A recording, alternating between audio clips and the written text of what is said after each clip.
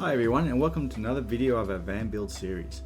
In this video I'll talk about making the curtains. If you haven't already, please subscribe. Also please give a thumbs up if you like my videos. And please add a comment, I'd love to hear your thoughts. This was my first time sewing and it was the most difficult thing that I did in the van. I'm not kidding, the amount of needles I broke. I was on edge the entire process, very nerve-wracking. Whilst I found this very frustrating, I'm very happy with the final product.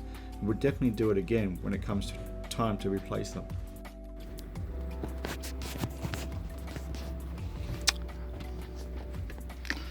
I made a curtain that separates the cabin area from the main living area.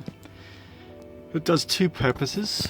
One is that despite the fact I've got blockouts on the windows, which help tremendously keep the temperature down. It still gets warm in there, or cold in winter as well. So having the curtain there adds an extra bit of an extra layer of insulation to keep the two zones separate. Additionally to that, you can see that my blockouts aren't 100% perfect because I do have a little bit of gap there. But it's very unlikely someone can see through both that and this little gap I've got on the side here. For the door curtains, move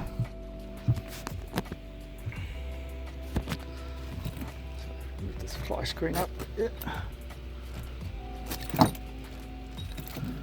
I've just got that on a got that on a cable. It's just screwed in up here, and we just have that. I'll leave them pretty much tied up. I've got a block out on that window as well, so we tend to never, to be honest, having a window there has been a waste. We never have that block out off, and therefore we don't really need curtains on there. But to be a camper van, I think we needed to have a window to be registered as a camper van, and we had that installed as part of the when we bought the van. It was done at the factory. The rear curtains,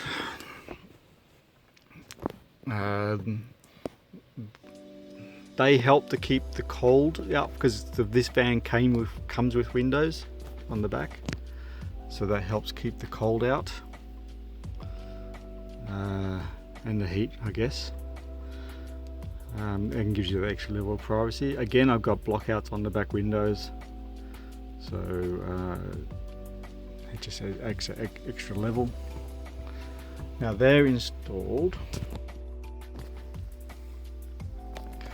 So the rear curtains, because I've got the cabinets here, I've got something I can screw into, so all I've done is just use a wardrobe rod and bracket. Hope you enjoyed that. If you liked it, make sure you give it a thumbs up. Any questions, leave in the comments section, I'll get back to you. Also, please subscribe if you haven't already. You should also check out our previous videos. In the next video, I'll go through the making of the fly screens. Bye for now.